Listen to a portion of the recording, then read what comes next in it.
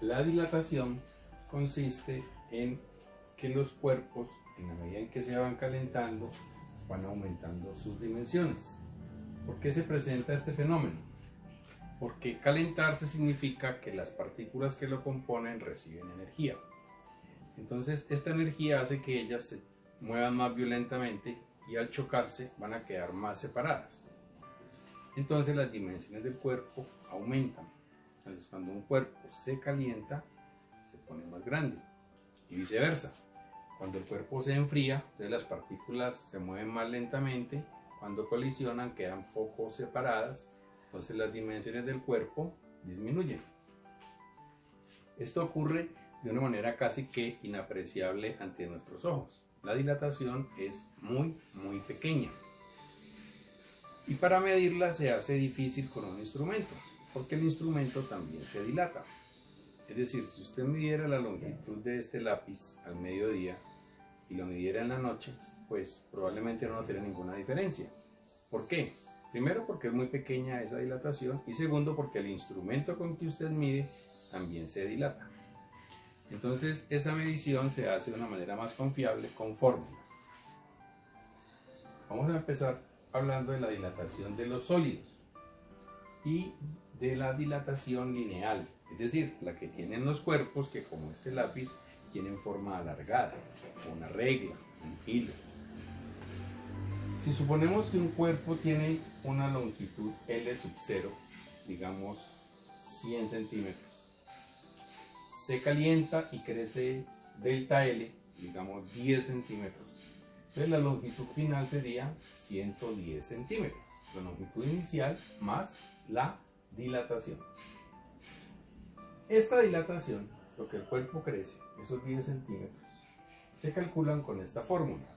Dilatación lineal igual a coeficiente de dilatación lineal por longitud inicial por el incremento en la temperatura. Vamos a hablar de cada uno de los términos de esta ecuación. Empecemos por delta L. Delta L es la dilatación, lo que crece el cuerpo. Aquí serían los 10 centímetros. Este número alfa, llamado coeficiente de dilatación lineal, depende del material del cual esté hecho el cuerpo. Aquí tenemos varios coeficientes de dilatación lineal. L sub 0 es la longitud inicial, como decíamos en un comienzo, 100 centímetros. Y delta T es lo que se incrementa la temperatura. Temperatura final menos temperatura inicial. Veamos un ejemplo. Un alambre de plata de 100 centímetros de longitud se calentará de 20 grados Celsius a 70 grados Celsius. ¿Cuál será su dilatación? Entonces vamos a la fórmula. La dilatación se calcula así. Primero alfa. Como se trata de plata, entonces miramos en esta tabla cuánto vale alfa para la plata. Vale 2 por 10 a la menos 5. O sea, un 2 con 5 ceros a la izquierda. Un 2 con 5 ceros a la izquierda. Y la unidad es grados Celsius a la menos 1, que se puede escribir así, 1 sobre grados Celsius. Esto es lo mismo que grados Celsius a la menos 1. Volvamos a la fórmula. Por L sub 0, la longitud inicial, lo que medía inicialmente el alambre, 100 centímetros, L sub 0. Por el incremento en la temperatura, delta T sería la diferencia entre la temperatura final y la temperatura inicial. 70 menos 20 da 50 grados Celsius. Se hacen estas operaciones en una calculadora, se cancela grados Celsius con grados Celsius y el resultado es una dilatación de 0,10 centímetros. Es decir, 1 milímetro, una dilatación muy pequeña. También existe entre los sólidos dilatación superficial y dilatación volumétrica.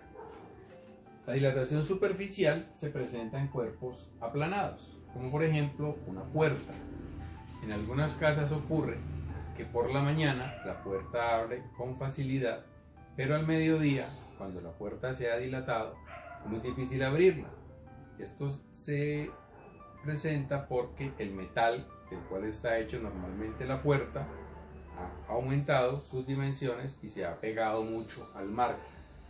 En la noche, cuando el metal vuelve y se contrae, porque la temperatura ha bajado, entonces vuelve, abre y cierra con facilidad. Esa es dilatación superficial. También se presenta dilatación volumétrica en los cuerpos sólidos, como por ejemplo un cilindro, un balín, el mismo cuerpo humano, ¿sí? Por ejemplo, los balines que están en las balineras, en los motores de los vehículos, se calientan demasiado por acción de la fuerza de fricción. Entonces ellos aumentan sus dimensiones, es decir, se dilatan. Los líquidos también se dilatan. La expresión matemática, o sea, la fórmula para calcular la dilatación de los líquidos es esta. Dilatación del líquido igual a gamma, llamado coeficiente de dilatación volumétrica, por volumen inicial por incremento de temperatura. En esta tabla tenemos varios valores para el coeficiente de dilatación de los líquidos. Observamos que este factor es 10 a la menos 4.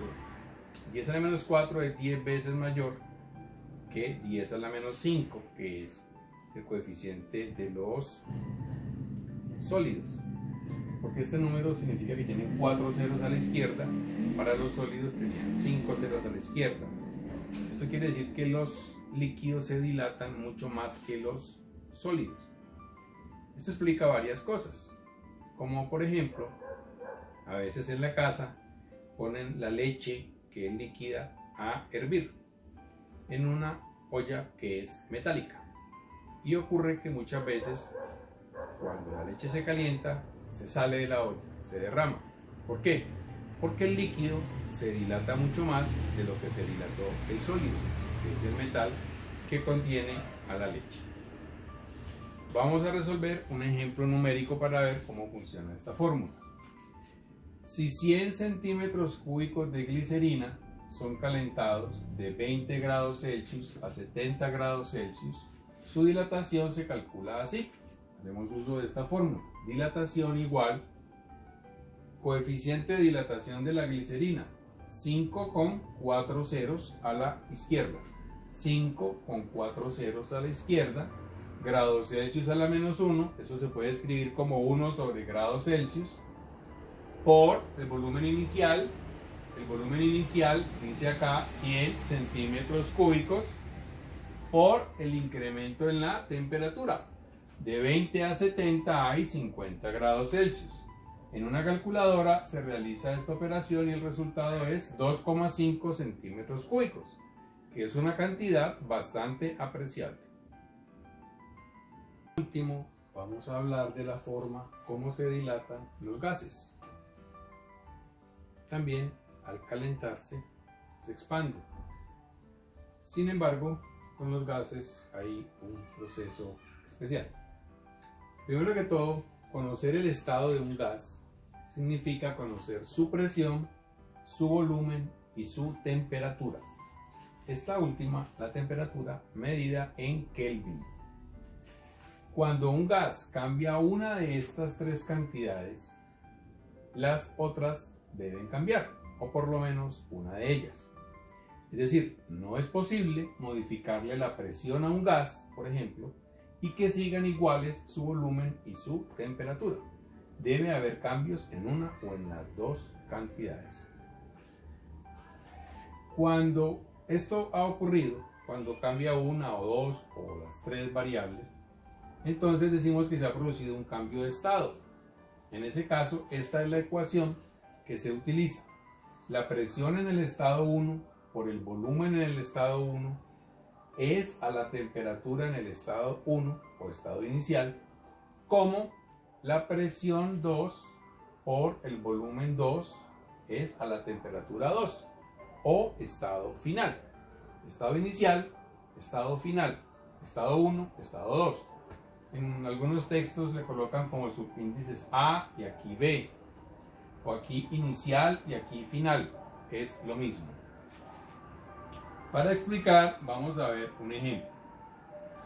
10 litros de una determinada masa gaseosa serán transportados de Bogotá, donde la presión atmosférica son 56 centímetros de mercurio, Ahí ya tenemos dos datos, el volumen en el estado 1, 10,0 litros, la presión en Bogotá, presión atmosférica 56,0 centímetros de mercurio, y la temperatura es 10 grados Celsius. Esa sería la temperatura en el estado 1, cuando el gas está en Bogotá.